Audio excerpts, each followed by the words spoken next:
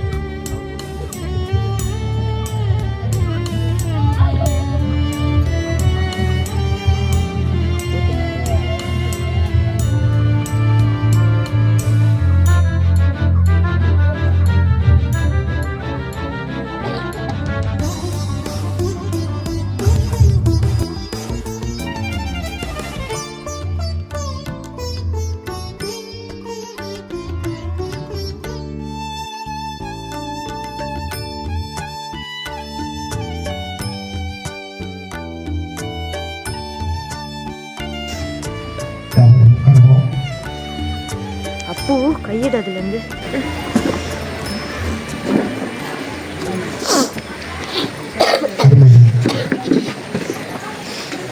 எனது தம்பியை குறித்து இருக்கிறதால டாக்டர் அவங்க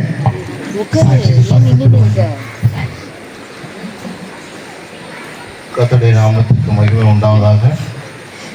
கர்த்தரின் நாளில் கூட நம்ம எல்லாம் ஒன்றாக சேர்த்து நம்முடைய சகோதரர் அருள்தாஸ் அவர்களுடைய நன்றி செலுத்தும் கூடுகைக்காக நம்ம ஒன்றாக அழைத்திருக்கிறோம். நம்மை வழிநடத்துகிற போதகர் அவர்களுக்கும் என்னுடைய நன்றியை தெரிவித்துக் கொள்கிறேன். அவங்க இந்த நடத்துகிற ஒழுங்கை பார்க்கும்போது நம்முடைய போதகர் அவர்கள் நடத்துகிற அந்த ஊழியம் எப்படிப்பட்டது என்று நாம் ஊகித்துக் கொள்ள முடிகிறது. ஏனென்றால் இது ஒரு ஒழுக்கம், அந்த ஒழுக்கத்தை ஒழுங்கமாக நடத்தி கொண்டிருக்கிறார். ஆகவே அவருடைய ஊழியத்தை இன்னும் கர்த்தர் ஆசீர்வதிக்கும்படியாக நான் வாழ்த்துகிறேன். தேவனுடைய கரம் அவரோடு கூட இருக்கட்டும். இந்த நாளில் கூட நம்முடைய சகோதரர் அருள்தாஸ் அவர்களை நாம் நினைக்கும் போது தேவனுடைய வார்த்தை ஒன்று ஞாபகம் இருக்கிறது. யோபு சொன்னது போல கர்த்தர் கொடுத்தான், கர்த்தர் எடுத்தான். கர்த்தர் எல்லாவற்றையும் இழந்து நிற்கிற அந்த நேரத்தில் யோபு சொன்ன வார்த்தை கர்த்தர் கொடுத்தார், கர்த்தர் எடுத்தார் என்று சொல்லுது. ஏனென்றால் தேவனுடைய வார்த்தையின் பிரகாரம் பிறக்க ஒரு காலம் உண்டு, இறக்க ஒரு காலம் உண்டு என்று வேதவாசம் சொல்லுகிறது. ஒவ்வொருவருக்கும் பிறக்க ஒரு காலம் உண்டு. ஆகவே நம்முடைய சகோதரர் அவர்கள் பிறந்து தேவனுடைய சமூகத்தில் சேர்ந்திருக்கிறார். அந்த இடைப்பட்ட நாட்களில் அவர் இந்த பூமியில் வாழ்ந்த நாட்களில் உண்மையான தேவன் யார் என்பதை கண்டுபிடித்திருக்கிறார். கண்டுபிடித்து அந்த உண்மையான தேவனை தன்னுடைய சொந்த இரட்சகராக இயேசு கிறிஸ்துவை ஏற்றுக்கொண்டு தன்னுடைய வாழ்க்கையை அவருக்காக அர்ப்பணித்து தேவனுடைய நாமத்தை மகிமைப்படுத்தும்படியாக இந்த பூமியில் வாழ்ந்திருக்கிறார். வாழ்ந்தது மாத்திரமல்ல, தன்னுடைய குடும்பத்தையும் தன்னுடைய பிள்ளைகளையும் அவர் கர்த்தருக்கு நேராக நடத்தியிருக்கிறார். ஏனென்றால் அவர் செய்கிற வேலை, ஒவ்வொரு வேலையிலும் அவர் ஆரம்பிப்பதற்கு முன்பாக ஜெபிப்பார். ஜெபித்து அந்த வேலையை ஆரம்பிப்பதற்கு முன்பாக அவர் எனக்கும் தொலைபேசி மூலமாக தொடர்பு கொண்டு, ஐயா நான் இந்த வேலையை ஆரம்பிக்க போகிறேன், கர்த்தர் என்னோடு கூட இருக்கணும், நீங்க ஜெபிங்க அப்படின்னு சொல்லிட்டு எனக்கும் ஃபோன் பண்ணி ஜெபித்து. ஏனென்றால் அவர் எனக்கு ஒரு உண்மையான உடன் பிறந்த ஒரு சகோதரி போல என்ன காரியமாக இருந்தாலும், குடும்ப நிகழ்வாக இருந்தாலும், எதுவாக இருந்தாலும் முதலாவது ஜெபிப்பதற்கு எனக்கு தொலைபேசி மூலமாக தொடர்பு கொள்வார். நானும் முடிஞ்சா பேசுவேன், இல்லைனாக்கா என்னுடைய பணி முடிந்த பிறகு அவரோடு கூட பேசி நாங்கள் ஒருவருக்கு ஒருவர் குடும்பத்தின் நிகழ்ச்சிகளை பரிமாறிக்கொள்வோம். அப்படிப்பட்ட ஒரு அன்புள்ள ஒரு சகோதரர். நானும் அவரும் ஒன்றாக பிறக்கல, ஆனால் வந்து அவர் எங்கேயோ பிறந்திருக்கார், நானும் வந்து திருப்பத்தூர் மாவட்டத்தில் வந்து எங்கேயோ பிறந்திருக்கிறேன். ஆனாலும் வந்து நம்ம இணைத்ததான ஒரு இணைப்பு பாலம் என்ன என்றால் நம்முடைய கர்த்தராகிய இயேசு கிறிஸ்துவின் அன்பு. ஆகவே அவர் தன்னுடைய குடும்பத்தை நடத்தியிருக்கிறார், ஊழியத்தை செய்திருக்கிறார். ஊழியத்தில் அந்த சபையில் போதகர்கள் சொல்லும் போது, ஊழியத்தில் அவர் ஆராதனை செய்யும் போது அத்தனை பேரும் அவ்வளவு உணர்வுள்ள ஒரு ஆராதனை நடத்தும்படியாக அவரை அபிஷேகம் கர்த்தர் பண்ணி வைத்திருந்தார். ஆகிய அத்தனை பேரும் உள்ளம் உருகி அந்த ஆராதனை கலந்து கொள்வார்கள் என்று சொல்லி நான் கேள்விப்பட்டது உண்டு. ஆகிய அப்படிப்பட்ட ஒரு நல்ல உள்ளம் கர்த்தரிடத்தில் சேர்ந்திருக்கிறது.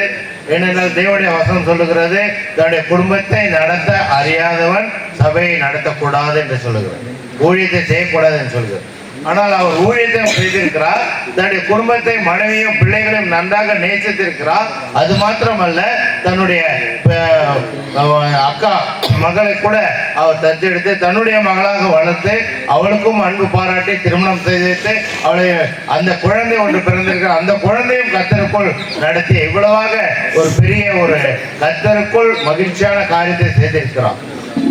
தேவனுடைய நாம மயம்படும்படியாக யோபு சொன்ன வார்த்தையின் பிரகாரம் யோபு எழுந்தெல்லாம் கர்த்தர் மீண்டுமா இரண்டத்தினே கொடுத்தார் என்று. ஆனால் இந்த பூமியில் ஒரு மனிதனை நான் இழந்திருக்கிறோம், இழந்த அந்த இழப்பை தேவன் ஈடு செய்யும்படியாக இரண்டத்தினையான மகிமை பிள்ளைகளுடைய வாழ்க்கையில் கர்த்தர் கொடுப்பார். அந்த நம்பிக்கை நமக்கு வேண்டும். அந்த நம்பிக்கையோடு கூட பிள்ளைகளுடைய எதிர்காலத்தை ஒரு தகப்பன் இருந்தால் எப்படி நடத்துவாரோ அப்போல 2 பிள்ளைகளுடைய வாழ்க்கை 3 பிள்ளைகளுடைய வாழ்க்கை கர்த்தர் நடத்துவார், சகோதரியும் பாதுகாப்பார். ஆகவே அவர் இந்த பூமியில் வாழ்ந்த நாட்களில் கர்த்தருக்கென்று வாழ்ந்திருக்கிறார், கர்த்தரை முழுமையாக நம்பியிருக்கிறார், கர்த்தரை விசுவாசி வாழ்ந்திருக்கிறார். ஆக அவர் தேவனுடைய சமூகத்தில் இளைப்பாரி கொண்டிருக்கிறார் என்று முழு மனதோடு நிச்சயத்தோடு நான் நம்புகிறேன். கர்த்தர் நிச்சயமாக அந்த குடும்பத்தை நடத்துவார். ஏனென்றால் அவர்தான் ஆறுதலின் தேவனாக இருக்கிறார். கர்த்தர் நிச்சயமாக நடத்துவார். ஆகவே இந்த குடும்பத்திற்கு தேவன் தான் ஆறுதலின் தேவனாக இருக்க வேண்டும் என்று சொல்லி என்னுடைய சாட்சியை முடிக்கிறேன். ஸ்தோத்திரம். கர்த்தருக்கு மகிமை உண்டாவதாக. குடும்பத்திலிருந்து ஒரு சாட்சி என்ன ஸ்டேட் பண்ணவங்க கூடதாக ஒரு சாட்சியை குடும்பத்தின் சார்பில் கேட்டுப்பாங்க.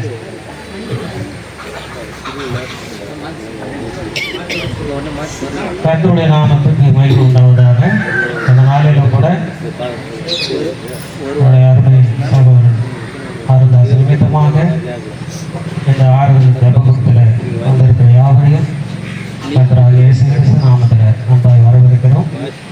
இந்த நாளிலும் கூட சகோதரர்களுக்கு சகோதரர் ஒரு சாட்சி கொடுத்தாங்க, நல்ல ஒரு சாட்சி. வேறு சொன்னால் உலகத்தில் அவர் வாழ்ந்த வாழ்க்கை அப்படிப்பட்டதான ஒரு வாழ்க்கை, ஒரு பரிசுத்தமுள்ள ஒரு வாழ்க்கை, ஒரு நீதி உள்ள ஒரு வாழ்க்கை, ஒரு உத்தமமுள்ள ஒரு வாழ்க்கை, உண்மை உள்ள ஒரு வாழ்க்கை வாழ்ந்தது படினால அவரை குறித்ததான ஒரு சாட்சி நான் கேட்டேன். அந்த வார்த்தைப்படி அருமையான சகோதரர், நாங்கள் அம்மாவுக்கு 3 பிள்ளைங்க.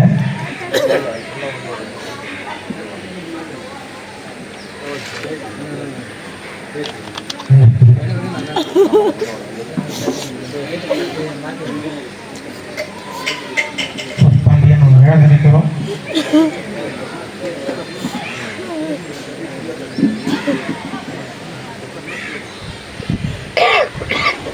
இறங்காட்டு கிராமத்தில் அவன் அதிகமாக வாழ்ந்ததில்லை.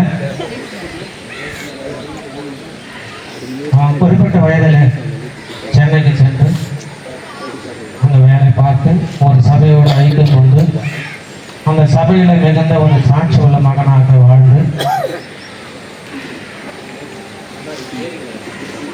அங்கே போய் நாங்கள் பார்த்த பிற்பாடு தான் தெரிஞ்சு அவருடைய சாட்சியை குறித்து அந்த சபையில் மிகுந்த ஒரு சாட்சியை நாங்கள் கண்ணால் பார்த்தோம். நான் ரொம்ப நாளாச்சு அந்த சபைக்கு நாங்கள் போய் சென்னைக்கு நாங்கள் போய், ஆனால் அவங்க மறித்த நிமித்தமாக அந்த சபையில் அவர் அந்த இடத்துல அவங்க போஸ்ட்மார்ட்டம் பண்ணி சபையில் கொண்டு வந்து வச்சு அங்கே வந்து சபையில் அவங்க 2.5 மணி நேரம் சகோதரனுக்காக அவர்கள் பிரேயர் நடத்தினார்கள். அப்பொழுதுதான் பார்த்தோம் அவர்கள் சபையில் ஊழியக்காரெல்லாம் வந்து பாட்டு பாடுறாங்க, பாட்டு பாட முடிச்சு செய்தி கொடுக்கறதுக்காக வெயிட் பண்ணுறாங்க, பேசினதாங்கிறாங்க, சொல்லினால வந்தீங்க, முடிஞ்ச பிற்பாடு வந்து பாருங்க அப்படின்னு. ஆனாலும் அவன் பெற்றதான அந்த சாட்சி நிமித்தமாக ஜனங்க வந்து நிற்கல, வந்துட்டே இருக்கிறாங்க, போயிட்டே இருக்கிறாங்க, மெசேஜ் கொடுத்துட்டே இருக்கிறாங்க. ஆனால் ஜனங்க வந்து கட்டுப்படுத்தவே முடியல. அப்படிப்பட்டதான ஒரு அன்பு அவரிடத்துல நாங்கள் அன்பு பார்த்தோம். ஏனென்றால் கர்த்தருடைய அன்பு அதுதான். அந்த அன்பில் அவன் நிலைத்திருந்தபடினால அப்படிப்பட்ட சாட்சி பெற்று அவன் கர்த்தருக்குள் மறித்தும் கூட அந்த அவன் முகத்தை பார்க்க வேண்டும் என்று சொல்லி அந்த சபையில் அநேக ஜனங்களை நாங்கள் பார்த்தோம். ஒரு சின்ன ஒரு காரியம், எங்களுடைய வாழ்க்கையில் சில காரியங்கள் வந்து ஏதாவது நாங்கள் எதனா பேசும்போது அவன் என்னை திட்டுவான். என்னை திட்டும்போது நான் வந்து அதை அன்பாக ஏற்றுக்குவேன். ஏன்னு சொன்னால் அவன் முகத்தை பார்க்கும்போது அவன் திட்டது எனக்கு வந்து அவன் திட்ட மாதிரியே தெரியாது. ஏன்னு சொன்னால் அவன் முகத்தில் ஒரு சிரிப்பு முகம், அது எப்போ பார்க்கணும் தெரியல. கர்த்தருடைய வருகையில் நாங்கள் பார்ப்போம். அவனுடைய சிரிப்பு முகத்தில் எங்களால் மறக்கவும் முடியும்.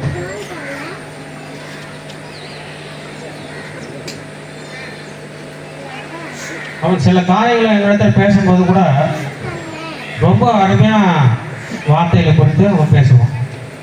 கர்த்தருடைய வார்த்தையை குறித்து வார்த்தையோடு பேசும்போது அது எங்களுக்கு மிகுந்த ஒரு சந்தோஷத்தை உண்டாக்கும். ஏடா இல்லை அப்படின்னு சொல்லிட்டு கேட்டோம்னா கூட நோ அப்படின்வோம். அந்த வார்த்தை நாங்கள் எப்பொழுது கேட்போம். அப்படிப்பட்ட மிகுந்த சாட்சி இந்த 2 பிள்ளை, அவருடைய மனைவி, இவங்க மூன்றும் அப்படிப்பட்ட சாட்சியை பின்பற்றி அதை காத்துக்கொள்ள, அந்த சாட்சியை நிலவரப்படுத்த அந்த பிள்ளைகளும் அதற்கு அந்த சாட்சியை போல ஒரு வாழ்க்கையில் காண்பித்து அந்த சபையிலும் ஜனத்தார் மத்தியிலையும் அந்த சாட்சியோடு கூட வாழ்வதற்கு ஆவியானவர் கிருபை செய்வாராக. இந்த சிறு சாட்சியை கட்டத்தாமை ஆசீர்வதிப்பாராக.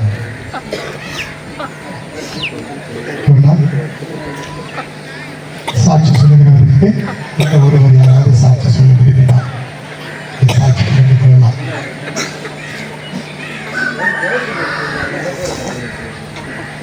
வேத பாடம் வாசிக்க கேட்போம்.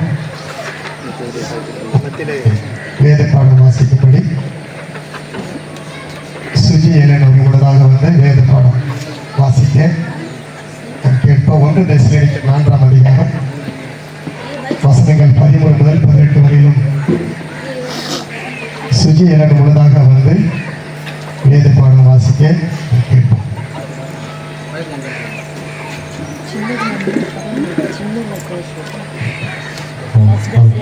chapter 4 என்கிற verse அவங்க கிட்ட கேட்டுக்கோங்க. 1 தெசலோனிக்கர் 4ஆம் அதிகாரம் வசனங்கள் 13 முதல் 18. அப்போஸ்தலனாகிய பவுல் தெசலோனிக்கேயருக்கு எழுதிய முதலாம் நிருபம் 4ஆம் அதிகாரம் 18 1 தெசலோனிக்கேயர் 4:13-18.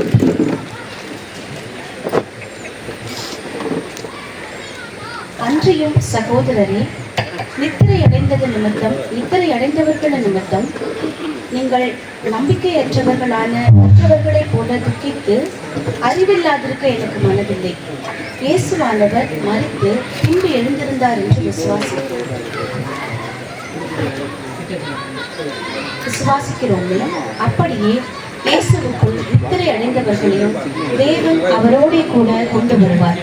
கர்த்தருடைய வார்த்தையை முன்னிட்டு நாங்கள் உங்களுக்கு சொல்லுகிறதாவது, கர்த்தருடைய வருகை மட்டும் உயிரோடு இருக்கும் நாம் நித்திரை அடைந்தவர்களுக்கு முந்திக் கொள்வதில்லை. ஏனெனில் கர்த்தர் தாமே ஆரவாரத்தோடும் பிரதான தூதனுடைய சத்தத்தோடும் தேவ எக்காலத்தோடும் வானத்திலிருந்து இறங்கி வருவார். அப்பொழுது கிறிஸ்துவுக்குள் மரித்தவர்கள் முதலாவது எழுந்திருப்பார்கள். பின்பு உயிரோடு இருக்கும் நாமும் கர்த்தருக்கு எதிர்கொண்டு போக மேகங்கள் மேல் அவர்களோட கூட ஆகாயத்தில் எடுத்துக்கொள்ளப்பட்டு இவ்விதமாய் எப்பொழுதும் கர்த்தருடனே கூட இருப்போம். ஆகையால் இந்த வார்த்தைகளினாலே நீங்கள் ஒருவரை ஒருவர் பேச்சுங்கள் என்றார்கள். தெரிந்து கொள்ளப்பட்ட திருமண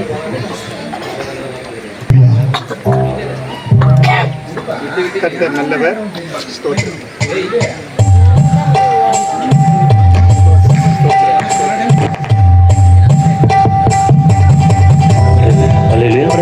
Praise the Lord. Praise the Lord. Thank you. Glory, wonderful.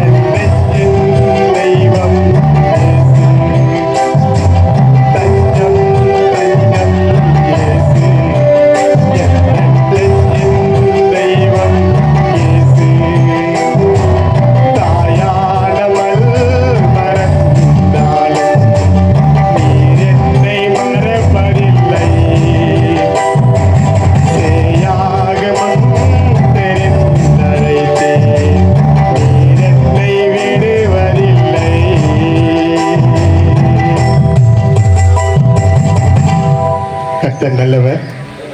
இந்த நாளிலும் கூட வேதத்திலிருந்து ஒரு சில வார்த்தையை வாசிக்க கேட்டோம்.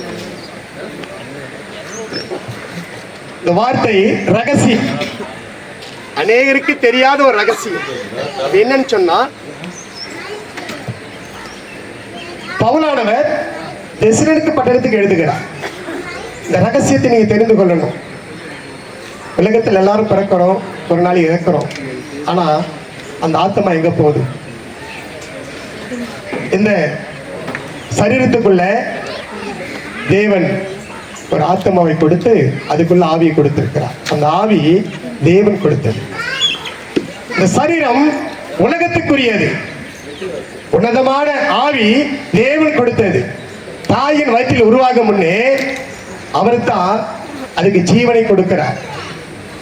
ஜீவனை கொடுத்தவர் அதை அவர் எடுத்துக்கொள்வதற்கு ஒரு அதிகாரம் உண்டு. இந்த உலகத்தில் எத்தனை காலங்கள் இருக்கணும், அது எப்படி இருக்கணும் அப்படி என்பதை இந்த ரகசியத்தை பவுல் சொல்லுகிறார். நம்ம இன்னமும் நிறைய விஷயங்கள் தெரியாமையே உலகத்துல வாழ்ந்து கொண்டிருக்கிறோம். இது செய்கிற ஒவ்வொரு காரியமும் அது நமக்கே தெரியாது.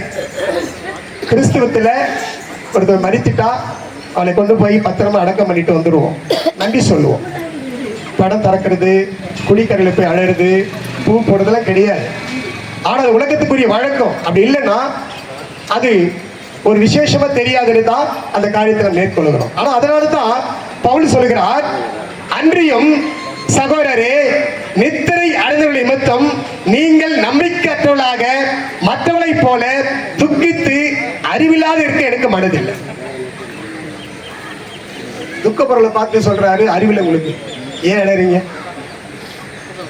நாகர்கோவில் போயிருந்தேன், ஒரு தம்பி மரிச்சு போயிட்டாரு. அவன் ஒரு வாரத்துக்கு முன்னாடி என்னை ரொம்ப கூப்பிட்டு ரொம்ப அன்பா எங்களை உபசரித்தாங்க. ஒரு வாரத்துக்கு பிறகு தம்பி மரிச்சிட்டாரு. நான் அங்க போயிருக்கிறேன். ஏற்பாடெல்லாம் பயங்கரமா இருக்கு. ஒரு பக்கம் இசை வாசிக்கிறாங்க, ஒரு பக்கம் சாப்பாடு நடக்குது, ஒரு பக்கம் வீடு எடுக்கிறாங்க, போட்டோ எடுக்கிறாங்க. ஜனங்கள் வந்துட்டு போயிட்டு நான் ஒரு விசேஷமா பார்த்தேன். என்ன இது, இறந்து போன இடத்துல இப்படி ஒரு விசேஷம் எடுக்கிறேன்னு சொல்லும் போது கேட்டேன், ஐயா மரிச்சிட்டு எல்லாரும் அழுவாங்க, துக்கப்படுவாங்க, ஆனா இங்க வித்தியாசமா இருக்குதுன்னு கேட்டேன். அவர் சொன்னாரு, உலகத்துல பிறக்கும் போதுதான்யா அழணும். இந்த பாவமான உலகத்துல நான் பறந்து இல்லாம நீ ஏன் பறந்த? நான் தான் பறந்துட்டு வேதனைப்படுகிறேனே, வருத்தப்படுகிறேனே, சஞ்சலப்படுகிறேனே, பாடுகளை அனுபவிக்கிறேனே, நீ ஏமா வந்து இங்க பிறந்த? அப்பதான் அழனுங்க. ஆனா இவரு தேவ சமூகத்துல பசி இல்ல, துக்கம் இல்ல, நாசா மோசம் இல்ல, எதுக்கும் கவலை இல்ல, வெயில் இல்ல, மழை இல்ல, ஒன்றுக்கும் கவலையே இல்ல. எப்போதும் வெண் வஸ்திரம் தரித்துக் கொண்டு தேவ சமூகத்துல அவரை குறித்து பாடிக்கொண்டிருக்கிற கூட்டத்துக்கு இவர் சொந்தக்காரரா போறாரு. அவர் வழி அனுப்பும் போது ஆரவாரத்தோட அனுப்பணும்னு சொன்னார். அப்போதான் எனக்கு தெரிஞ்ச ரகசியம். உண்மையிலேயே தேவ சமூகத்துக்கு போகிற போது நம்ம செய்ய வேண்டிய காரியம் என்னன்னா, தேவ சமூகத்துக்கு நம்ம போகும்போது நம்ம செய்ய வேண்டிய காரியம் என்னன்னா, தேவனுக்கு நன்றி சொல்லி போகணும். தேவனுக்கு நன்றி சொல்லணும். எனக்கு இந்த பாவமான உலகத்திலிருந்து விடுதலை கொடுத்துட்டாரு, என் தேவனுக்கு நன்றி சொல்றேன். ஆனா பிரிவு நமக்கு ஏற்றுக்கொள்ள முடியாது. மனைவிங்கிறது, தகப்பனுங்கிறது, சகோதரங்கிறது, தம்பிங்கிறது, அண்ணனுக்கு, இப்படி பல விதமான உறவுகள் இருக்கும். அந்த உறவு நம்ம பிரிவதற்கு ரொம்ப கடினமா தான் இருக்கும். ஆனால் வேதம் சொல்கிறது, நீங்கள் உலகத்தாரை போல துக்கித்து எனக்கு மனதில்லை. அல்லேலூயா. ரொம்ப அழகான வார்த்தை. நீங்க அன்றியும் நித்திரை அடைஞ்சிருக்கிற சகோதரர் குறித்து நீ கவலைப்படாது, உங்களுக்காக நீங்க கவலைப்படுங்க. அதைத்தான் கிறிஸ்துவன் சொன்னார். சிலுவையிலே ஜீவனை விடும்போது சொன்ன வார்த்தை, எனக்காக நீங்க அழ வேண்டாம், உங்களுக்காக நீங்க அழுங்க. அதைத்தான் அவர் சொல்றாரு. அருள்தாஸ் குறித்து நீங்க கவலைப்படக்கூடாது. ஏன்னா அவர் சரியான நேரத்தில் சரியான இடத்துக்கு போயிட்டார். அவர் ஆத்மா தேவ சமூகத்தில் இளைப்பாரி கொண்டிருக்குது. அவருக்கு இந்த கவலை எல்லாம் இல்லை. ஒருவேளை கடைசி காலத்துல, மறிக்கிறதுக்கு முன்னாடி கடைசி காலத்துல அவர் வாழ்ந்த போது எவ்வளவு துக்கமா இருந்திருப்பாரு உங்களுக்கு நிறைய பேருக்கு தெரியாது. நான் ஊழியக்காரா இருந்து சொல்றேன். பலவிதமான சோகம், பலவிதமான பாடு, பலவிதமான கஷ்டத்தை வெளியே பகிர்ந்து கொள்ள முடியாத ஒரு சூழ்நிலையில நடமாடிக்கொண்டிருந்த ஒரு நாள் மரணம் அவரை தழுவினர். நம்ம சொல்லவில்லை, உன் துக்கத்தை யார்கிட்ட சொல்லிடு, உன் கஷ்டத்தை என்ன சொன்னா அது ஒரு உனக்கு சுமையை இறக்கி வச்சது போல இருக்கும் அப்படின்னு. ஆனா வேதம் அப்படி சொல்லல.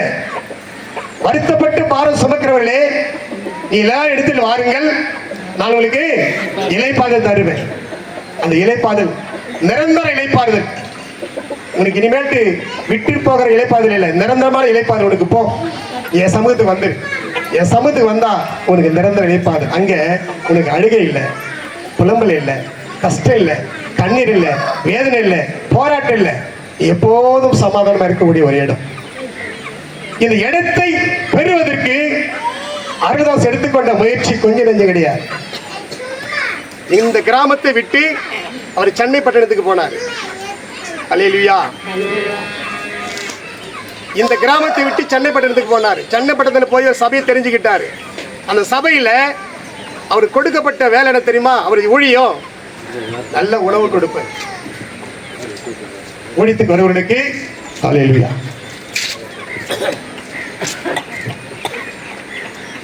ஊழியத்துக்கு வருகிற ஊழியக்காரருக்கும் ஊழியக்கார குடும்பங்களுக்கும் சபைக்கு வருவருக்கு நல்ல உணவு கொடுப்பது அருமையான ஊழியம். முடிஞ்ச நேரத்துக்கு பிறகு மாலை நேரத்தில் போய் சுவிசேஷம் அறிவிப்பது, யாருக்காவது தேவனை குறித்து சொல்லிடணும். அந்த ஓய்வு நாளிலே 4 முழுக்க தேவ சமூகத்தில் உட்கார்ந்துடணும், வேற எந்த வேலையும் செய்யக்கூடாது. ஏன்னா ஆண்டவர் சொல்றாரு, என்னுடைய பரிசுத்த நாளை நீ என்ன பண்ணாத, உன்னுடைய மனமகிழ்ச்சி நாளை எண்ணிக்காத, என் சமூகத்திலேயே நீ இருந்து சொல்லி கொடுத்தாரு. அதை கடைசி வரைக்கும் உறுதியா பிடிச்சு ஓய்வு நாள்னு சொன்னா, ஞாயிற்றுக்கிழமைன்னு சொன்னா அன்னைக்கு முழுக்க தேவ சமூகத்திலே உட்கார்ந்துருக்கணும்.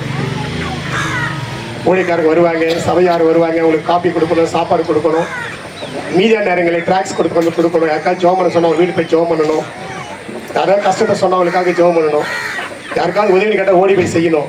இதெல்லாம் செய்ததுனால தேவனுடைய பார்வையிலே வெளியேற பெற்றவராக மாறினார். அல்லேலூயா. அவரை செய்தனால தான் வெளியேற பெற்றவராக மாறினார். தேவன் அவரை முன்குறித்து வைத்த நோக்கங்கள் கடைசி நாளை செய்து தேவனுக்காக நன்மையான காரியத்தை செய்து தேவனின் அன்பை முழுமையாக பெற்றுக்கொண்ட மனிதன் யாருன்னா சகோதரர் அருள்தாஸ் தான். அதனாலதான் தேவன் அவரை சரியான இடத்துக்கு அவரை தேவ சமூகத்தை அழைத்துக் கொண்டார். இதை தான் அவர் சொல்றாரு, நீ அவரை குறித்து நீங்க துக்கிக்கிறீங்க, உங்களை குறித்து யோசிங்க. கர்த்தருடைய வார்த்தையை முன்னிட்டு நாங்கள் உங்களுக்கு சொல்லுகிறதாவது, கர்த்தருடைய வருகை மட்டும் உயிரோடு இருக்கும் நாம் நித்திரை அடைவதற்கு முந்திக் கொள்வதில்லை. ஏனெனில் கர்த்தர் தாமே ஆரவாரத்தோடும் பிரதான தூதரோடும் சத்தத்தோடும் தேவ செக்காலத்தோடும் வானத்தில் இறங்கி வருவார். அப்பொழுது கிறிஸ்துக்குள் மரித்தவர்கள் முதலாவது எந்திரிப்பார்கள். இதான் ரகசியம். நம்ம நினைக்கிறோம்ல, ஆண்டவர் வருகிறாருன்னா ஓடி போய் பார்த்துட முடியாது, நம்ம பார்க்கவே முடியாது. தேவன் வருவார், எக்காலம் தொனிக்கும், வானம் மடவடைந்து அகரும், பூமி வந்து உருகி போகும். எல்லாம் மாறும்போது மரித்தவர்கள் முதலாவது எந்திரிப்பார்கள். மரித்த உடம்பு, அந்த காய்ந்து போன உடம்பு, அந்த எலும்பு ஒரு நாளில எழுந்து தேவ சமூகத்தில் நிற்கும். அதுதான் முதல்ல தேவனை பார்க்கும், பிறகு நாம தான் பிறகு போய் பார்க்கணும். ரகசியத்தை சொல்லுகிறார் பவுல். இதுதான் ரகசியம். அதுக்கு தான் கலர்ல கொண்டு போய் வைக்கிறோம். எல்லாரும் போல வச்சுட்டு வந்துடுறது இல்லை. நம்ம என்ன செய்யறோம், அந்த கலரை கட்டி பாதுகாக்கிறோம். தேவன் வருவாரு, அப்போது முதல்ல அருள்தாஸ் போய் முன்னே நிற்பாரு, பின்னாடி நம்ம போய் நிற்போம். அந்த எலும்பு உயிர் பெற்று தேவ சமுத்திரம் நிற்கும். பிறகுதான் நாம் தேவனை சந்திக்க போவோம். ஆனால் இந்த ரகசியத்தை குறித்து ஏன் சொன்னாருன்னா, கிறிஸ்துக்குள் மரிக்கிறவர்கள் பாக்கியவான்கள். நம்மள கைவிடப்பட்ட ஒரு நிலை.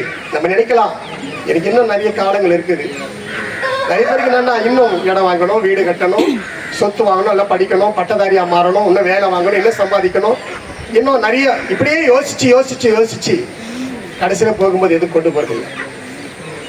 எல்லாத்தையும் விட்டுட்டு நம்ம எப்படி வந்தோமோ அப்படிதான் திரும்பி பார்ப்போம். அதுதான் யோபு சொன்னார், நான் தாயின் வயிற்றிலிருந்து நிர்வாணியை வந்தேன், நான் திரும்ப நிர்வாணியை போகிறேன். கர்த்தர் இது கொண்டு வந்ததும் இல்லை, இதில் எதுவும் கொண்டு போவதும் இல்லை. நம்ம வரும்போது எதுவும் கொண்டு வந்தது இல்லை, நம்ம கொண்டு போறதுக்கு எப்படி வந்தோமோ அப்படிதான் போறோம். ஆனால் போகிறதுக்கு முன்னதாக தேவனுடைய பிள்ளைகளாய் உலகத்தில் வாழணும்னு சொல்லித்தான் இந்த திருமுழுக்கு தருகிறது. ஞானஸ்தானம் கொடுத்து கிறிஸ்து பிள்ளைகளாய் மாற்றி மாதம் இல்ல வாரம் தேவ சமூகத்தில் போய் முழங்கால் நின்று அவர் சரீரத்தை ரத்தத்தை வாங்கி அவருடைய பிள்ளைகளாய் சொந்தக்காராய் மாற்றிக்கொள்வது. அப்படி இருக்கிறவங்க தான் தேவராஜின்னு ரகசியம் சொல்லுது. அப்படி நான் சொல்லல, வேதம் சொல்லுகிறேன். அதுதான் பவுல் யாருக்கு சொல்றாருன்னா, தெசலோனிக்கேயருக்கு சொல்றாரு. அந்த பட்டணத்தில் இருக்கிற மனுஷாளிகள், அங்க இருக்கிற மக்கள் இன்னமும் தேவனை குறித்து சரியா அறியாது இருந்தார்கள். தேவ திட்டத்தை குறித்தும் தேவனுடைய செயலை குறித்தும் சரியா அறியாது இருந்தார்கள். எனவே தான் இந்த வேத வசனம் தேற்றும்படி சொல்லுது. அவர் சொல்லிட்டு சொல்றாரு, அவங்க அப்பொழுது கிறிஸ்துக்குள் மரித்தவர்கள் முதலாவது எந்திரிப்பார்கள், பின்பு இவரோடுக்கும் நாமும் கர்த்தருக்கு எதிர்கொண்டு போக மேகங்கள் மேல் அவரோடு கூட ஆகாய மார்க்கமாய் எப்பொழுதும் கர்த்தருடைய கூட இருப்போம் என்கிற நிச்சயம் நமக்கு இருக்கணும் என்றா தெளிவுபடுத்துகிறார். எனவே ஆகையால் இந்த வார்த்தைகள் மேல் நீங்கள் ஒருவரை ஒருவர் தேற்றுங்க. இதுதான் ரகசியம். நீங்கள் நம்ம நினச்சிப்போம் படத்தை வச்சுக்கிட்டு உட்காந்து அழுது ஒன்றும் நடக்காது. படத்தை வச்சுக்கிட்டு நம்ம உட்காந்து அழுதுனால ஒன்றும் வராது. 2 வருடங்கள் என்னுடைய அம்மாவை குறித்து அழுதுகிட்டே இருந்தேன். எங்கள் அம்மா இறந்ததுக்கப்புறம் நான் சென்னை பட்டணத்துக்கு வேலைக்கு போயிட்டேன். ஏர்போர்ட்டில் வேலை பார்க்கும்போது தினந்தோறும் ஞாபகம் வரும். அழுகி அடக்க முடியாது. காரு திறந்து உள்ளே உட்காந்து என்னால் எவ்வளோ மட்டும் அழுதுட்டு அதுக்கு பிறகு தண்ணி எடுத்து முக கிளம்பிக்கிட்டு எல்லாருக்கும் ஃப்ளைட்டு போகிறவங்களுக்கு டியூட்டி போடுவேன். எந்த ஃப்ளைட்டு இறங்குது, எந்த ஃப்ளைட்டு ஏறுது, யார் யார் டேக்கப் வராங்க, யார் யார் ட்ராப் பண்ணணும் அப்படிங்கிற டியூட்டி போடும்போது இதை ஒருவர் பார்த்துட்டு என்னை கேட்டார், சார் நீங்கள் நான் பார்க்குறேன் இரவில் அழறீங்களே, என்ன நினச்சி அழறீங்க, என்ன உங்களுக்கு பிரச்சனை அப்படின்னா. அப்போ சொன்னேன், எங்கள் அம்மாவை பிடிச்சி, எங்கள் அம்மா எனக்கு ரொம்ப பிடிக்கும், எங்கள் அம்மா விட்டுட்டு போயிட்டாங்க திடீர்னு. நான் ஆசைப்பட்டேன் என் குழந்தையெல்லாம் எங்கள் அம்மாவை பார்க்கணுங்க, பார்க்காது போயிட்டாங்க. ஆனால் எங்கள் அம்மா ரொம்ப பிடிக்கும், அதனால தான் அழுதாங்க. அப்போது ஒரு சின்ன கதை சொன்னார். தேவ சமூகத்தில் ஒரு தாய்க்கு இந்த பூமியில் ஒரு தாய்க்கு ஒரே ஒரு குழந்தை, அந்த குழந்தை மரிச்சு போச்சு. அந்த தாய் அந்த குழந்தை குறித்து அழுதுகிட்டே இருந்தாலாம். அப்போ தேவ சமூகத்தில் எல்லா குழந்தையும் தேவனோடு சந்தோஷமா இருந்துச்சா, இந்த குழந்தை மட்டும் அழுதுகிட்டே இருந்துச்சா. அப்ப சொன்னாராம், அங்க பாருங்க உன்னுடைய பிள்ளையை நீ பார்க்கல இல்லை அப்படின்னு குறிப்பிட்டு, அங்க பாருங்க பிள்ளைய, நீ என்ன செய்ய பூமியில் அதுதான் அதை செஞ்சிட்டு இருக்குது. நீ இங்க அழற உன் பிள்ளைய நினைச்சு உன் பிள்ளை மேல அழுதுட்டு இருக்குது. எல்லா பிள்ளையும் பாருங்க எவ்வளவு ஆனந்தமா இருக்குது, ஆனா உன் பிள்ளை மட்டும் அழுதுட்டே இருக்குது. ஏன்னா நீ இங்க அழற, அது அங்க அழுது. நீங்க உலகத்தாய் போல என்ன பண்ணக்கூடாது, துக்கித்து திரிய எனக்கு மனதில்லை. பவுல் அப்படித்தான் சொல்றாரு. இங்க தேவனுடைய சமூகத்தில் இளைப்பாறுகிறார் என்று சொல்லி தேவனுக்கு நன்றி சொல்லும்படி நாம் கடந்து வந்திருக்கிறோம். ஒருவேளை அவர் செய்த நல்ல வழிகள் நம்முடைய குடும்பத்திற்கும் நம்ம உறவுகளுக்கும், அருமையான அன்பு சகோதரிக்கு பிள்ளைகளுக்கு நான் சொல்ற வார்த்தை என்னன்னா, அருள்தாசி போல கொஞ்சமாவது என்ன செய்யணும், தேவனுக்கு பயந்து ஒரு சமூகத்தில் வாழ நம்ம ஒப்பு கொடுக்கணும். ரொம்ப பிடிக்கும் அவருக்கு. என்னன்னா உறவுகள் வரணும், வீட்டுக்கு வரணும், தங்கணும். எவ்வளோனா செலவு பண்ணுவேன், அதை பற்றி கவலை வேண்டாம். நான் கடன் வாங்கி தான் செலவு பண்ணுவேன், ஆனால் என் வீட்டுக்கு வரணும், என் வீட்டில் வந்து நீங்கள் தங்கணும். அது எப்போதும் இன்னார்தான் வரலாம் கிடையாது. அவருக்கு பிடிக்கிற எல்லாரையும் கூப்பிடுவார், எங்கள் வீட்டுக்கு வாங்க. அப்போ என்னை அதிகமாக நேசிக்கிற போது அந்த துக்கம் எனக்கு ரொம்ப, கிட்டத்தட்ட இங்கிருந்து கிட்டத்தட்ட 1 வாரமாகவே அந்த துக்கம் எனக்குள்ள இருந்துட்டே இருந்துச்சு. அப்போ என்னை நான் தேத்தி கொண்டேன். நாங்கள் 6 பேர்ல ஒருவரை இழந்துட்டோம். நாங்கள் 6 பேர் சகோதரர்கள், 6 பேர்ல ஒருத்தரை இழந்துட்டோம். நாங்கள் மீதி இருக்கிறவங்க, என் தம்பி போல கொஞ்ச காலம் உலகத்துல நீதியே வாழணும்பா, எல்லாத்தையும் அன்பு பாராட்டணும்பா, இந்த உலகத்தில் அன்புக்கு நிகரான வேற ஒன்றும் இல்லப்பா அப்படின்னு ஒரு எண்ணங்கள் நமக்குள்ள அது அப்படியா தோன்றுகிறது. தேவன் சொன்ன வார்த்தையின் பிரகாரம் அவர் இளைப்பாறுகிறார். அவரை குறித்து துக்கிக்காமல் தேவ பிள்ளைகளாய் இந்த உலகத்தில் செய்ய வேண்டிய கடமைகளையும் தேவனுக்கு கொடுக்கிற முதலான இடத்தையும் கொடுத்து தேவ சமூகத்துக்கு நாமளும் ஒரு நாளிலே அவரை முகமுகமாய் சந்திப்பு நிச்சயத்தோடு கூட இந்த நாளிலே ஒருவரை தேற்றி, ஒருவருடைய பாரத்தை ஒருவர் சுமந்து, ஒருவர் குற்றத்தை ஒருவர் மன்னித்து, ஒருவருக்காய் ஒருவர் தேவ சகோதரி வேண்டல் செய்வது தேவனுக்கு பிரியமான ஒரு காரியம் சொல்லப்படுகிறது. எனவே எனக்கு அன்பான தேவ குடும்பத்தார் யாவருக்கும் சொல்லப்படுகிற வார்த்தை, நம்ம ஒருவரை தேற்றிக்கொண்டு சகோதரன் செய்த நன்றான காரியங்களை நினைத்து அதன்படி வாழவும், வருகிற காலங்களிலே நம்முடைய பிள்ளைகளுக்கு அமிதமான வயல் நடத்தவும், கர்த்தர் இந்த குடும்பத்துக்கு ஆறுதலையும் சமாதானித்து தரவும் நாம் வேண்டுதல் செய்வோம். கர்த்தர் வார்த்தைகளை ஆசீர்வதிப்பாராக. ஆமென். நம்ம இருக்கிறதான டாக்டர் உத்தமையா அவர்கள் இறுதி ஜபத்தை ஏறெடுப்பார்கள். அவர் கண்களை மூடியும் தலைகளை தாழ்த்தி நாம் ஜெபிக்கலாம். எங்களை அதிகமாக நேசிக்கிற நல்ல தாப்பனை உங்கள் நன்றியோடு நாங்கள் துதிக்கிறோம், சோதரிக்கிறோம். தேவனுடைய வார்த்தை எங்களை ஆற்றுகிறது, தேட்டுகிறது. தேவனே வார்த்தை அல்லாமல் எங்களுக்கு இந்த உலகத்தில் வேறு எதுவுமே கர்த்தாவே நிரந்தரம் அல்ல என்பதை நாங்கள் உணர்ந்து கொண்டோம் பிதாவே. தேவனே, உமது நாமத்தை மையப்படுத்தும்படியாக இந்த ஆறுதல் நினைவு ஜெப கூட்டத்திற்காக ஐயா கொடுத்த அந்த தெய்வ செய்தி, ஒருவரை ஒருவர் தேற்றுங்கள், நீங்கள் துக்கித்திருக்க எனக்கு மனதில்லை என்ற வார்த்தையின் பிரகாரம் தேவனுடைய சமூகத்தில் இளைப்பாரி கொண்டிருக்கிற எங்களுடைய சகோதரர் அருள்தாஸ் அவர்கள் இந்த பூமியில் வாழ்ந்த நாட்களில் செய்த நன்மைகளின் நிமித்தமாக அவர் தேவனுடைய சமூகத்தில் இளைப்பாரி கொண்டிருக்கிறார் என்ற நிச்சயத்தை நாங்கள் பெற்றுக் கொண்டிருக்கிறோம் கர்த்தாவே. ஆக நீர் வரும்போது கர்த்தாவே, முதலாவது அவர்கள் எழுந்திருப்பார்கள், பின்பு நாங்கள் எழுந்திருப்போம் என்பதை கூட நாங்கள் அறிந்து கொண்டோம் கர்த்தாவே. இதுதான் ரகசியம் என்பதை கர்த்தா நாங்கள் உணர்ந்தவர்களாக உமக்கு நாங்கள் நன்றி செலுத்துகிறோம் கர்த்தாவே. நாம மயம்படுத்தும் பிதாவே, இருக்கிற ஒவ்வொரு பிள்ளைகளையும் கர்த்தாவே பேர் நாம மயம்படும்படியாக ஐயா விட்டு சென்ற சகோதரிக்காக பிள்ளைகளுக்காக உமக்கு சோதர கர்த்தாவே, அவர்களுக்கு நீர் ஆறுதலின் தேவனாக இருந்து குடும்பத்தை ஆசிரியத்து வழிநடத்துங்கப்பா. ஒரு குடும்ப தலைவன் இருந்தால் எப்படி அந்த குடும்பத்தை நடத்துவாரோ அது போல கர்த்தாவே அவங்களை எல்லாவற்றிலும் நடந்து உம்மை நாமத்தை மகிமைப்படுத்தும்படியாக சந்தோஷத்தோடு சமாதானத்தோடு இருக்கும்படியாக கிருபை இறக்கம் பாராட்டுங்க, ஆசுவங்க வழிநடத்துங்கப்பா. இதற்காக கர்த்தாவே ஆறுதல் சொல்ல வந்திருக்கிற உற்றார் உறவினர் இனஜன பந்துக்கள் நண்பர்கள் அனைவரையும் கர்த்தா நீர் ஆற்றுங்க தேய்த்துங்க ஆசுவங்கப்பா. எங்களை வழிநடத்தின போதகர் ஐயாக்காக சோத்திரம், அவரை இன்னும் எடுத்து வல்லமையாக பயன்படுத்த போகிறேன். நன்றி எடுக்கிறோம். மாறாத நேசகத்தாவே சகோதரனை எழுந்திருக்கிற குடும்பத்தோடு கூட இன்றும் என்றும் எப்பொழுதும் நிலைத்திருந்து பாதுகாத்து ஆசீர்வதிங்க வழிநடத்துங்க. இயேசு இணையற்ற நாமத்திலே நல்ல பிதாவே. அவர் சேர்ந்து சொல்லுவோம். என் ஆத்துமாவே கர்த்தரை ஸ்தோத்திரி, என் முழுமே பரிசுத்த நாமத்தை ஸ்தோத்திரி. என் ஆத்துமாவே கர்த்தரை ஸ்தோத்திரி, அவர் செய்த சகல உபகாரங்களை மறவாதே. ஆமென். ஆசீர்வாதம் கர்த்தராகிய இயேசு கிறிஸ்துவின் கிருபையும் பிதாவாகிய அன்பும் பரிசுத்தவான்களுடைய அணினி ஐக்கியமும் சந்தோஷ சமாதானமும் விசேஷமாய் இந்த கூடுகையிலே பங்கு பெற்றதான அன்பு குடும்பத்தாரோடும் வந்திருக்கிற உறவுகளோடும் இப்பொழுதும் எப்போதும் என்றென்றும் நீடித்து நிலைத்து நிற்பதாக. ஆமென். ஆமென். யாவருக்கும் என் அன்பின் வாழ்த்துக்கள். இது எங்க குடும்பம் எங்களுடைய காரியங்கள் முடிஞ்சு விட்டுச்சு. நாங்கள் செய்கிற இந்த காரியங்கள் நாங்கள் முடிச்சிட்டோம். நீங்கள் உலக பிரகாரமாக கட்டுகிற செய்கிற காரியங்களை நீங்கள் செய்யலாம். சொன்னாங்க இல்லையா, தலை கட்டுறவங்க, அவங்களுக்கு செய்கிற நன்மை செய்கிறவங்க ஒருவருக்கு ஒருவர் செய்கிறதை நீங்கள் பகிர்ந்து கொள்ளும்படி உங்கள் அன்போடு கேட்கிறேன்.